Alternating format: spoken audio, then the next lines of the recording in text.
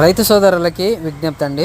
మనం వచ్చేసి వరి నర్సరీ యాసంగిలో మనం వరి నాట్లు వేసే ముందు, అదేవిధంగా వరి నర్సరీలో ఎటువంటి యాజమాన్య పద్ధతులు చేపట్టాలి, అదేవిధంగా ఎటువంటి గూలికలు కానీ కలుపు నివారణకి, అదేవిధంగా మనం ఎటువంటి మందులు పిచికారీ చేసుకోవాలి, పురుగులకి మనం ఎటువంటి మందులు పిచికారీ చేసుకోవాలి, అదేవిధంగా కాండం తొలుచు పురుగులు రాకుండా నివారించడానికి తొలి దశలో ఎటువంటి గ్రాన్యూల్స్ వాడాలి, అదేవిధంగా మనకి మంచి గట్టిగల నారు రావడానికి ఎటువంటి గ్రాన్యూల్స్ వాడాలి. అదేవిధంగా చూసుకున్నట్లయితే మనకి మొదటి పోషక లోపాలనేటువంటి వాటి గురించి ఎరుపు రాకుండా ఏ విధంగా మందులు వాడాలి, జింకు లోపాన్ని నివారించడానికి ఎటువంటి మందులు పిచికారీ చేయాలనేది నేను మీకు వీడియో అనేది అప్లోడ్ చేస్తానండి.